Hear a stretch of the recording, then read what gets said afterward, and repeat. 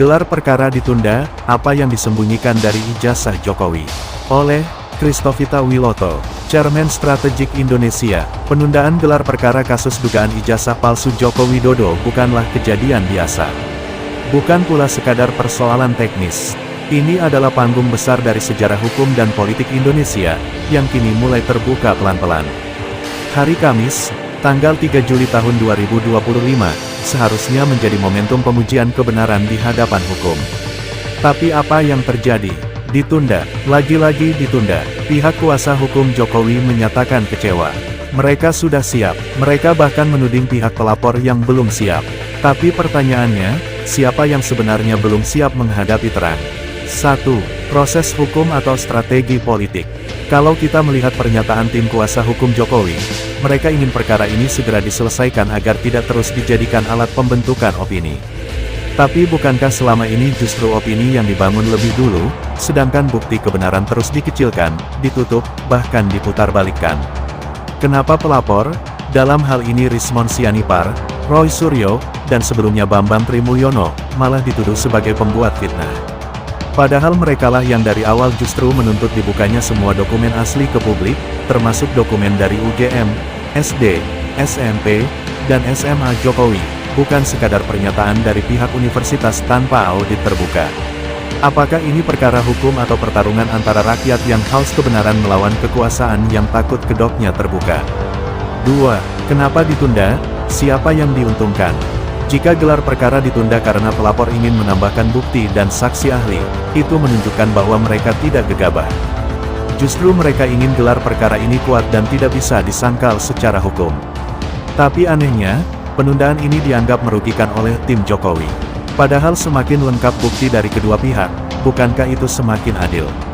Logikanya sederhana, kalau seseorang yakin dirinya benar, kenapa takut kalau pelapor memperkuat bukti?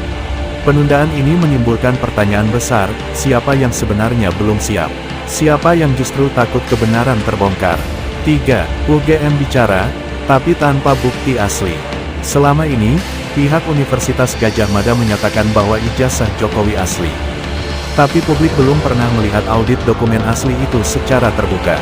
Rakyat belum pernah melihat arsip buku induk mahasiswa, daftar nilai, foto ijazah yang benar-benar otentik dari tahun 1980-an yang bisa diuji forensik publik. Yang terjadi justru sebaliknya, ketika ada pihak yang minta dokumen dibuka, yang terjadi malah pelaporan balik. Bahkan orang-orang yang membongkar, ditangkap, disiksa, dan dikriminalisasi. Apakah ini negara demokrasi atau negara ketakutan? 4. Mengapa setelah lengser, perkara ini ramai? Selama 10 tahun Jokowi berkuasa, suara rakyat yang mempertanyakan keaslian ijazahnya dipadamkan. Tapi begitu ia lengser, banyak hal mulai terbuka. Kita mulai melihat bahwa kebohongan, kalau ada, tidak akan bisa terus disembunyikan.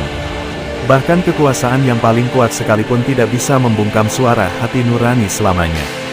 Kalau benar Jokowi tidak bersalah, maka gelar perkara ini justru akan membersihkan namanya. Tapi kalau justru ada yang ditutup-tutupi, maka tidak heran proses ini akan diulur-ulur seolah menunggu waktu tepat untuk menguburnya dalam kelupaan publik. Tapi ingat, rakyat hari ini tidak sebodoh dulu. 5. Hukum sejati adalah terang. Dalam sejarah bangsa manapun, kebenaran yang ditunda hanya akan menimbulkan ketidakpercayaan yang semakin dalam. Kita tidak sedang bicara soal politik pemilu lagi. Kita sedang bicara soal martabat bangsa. Kita sedang bicara soal satu pertanyaan mendasar, apakah bangsa ini masih menghormati kejujuran sebagai fondasi kekuasaan?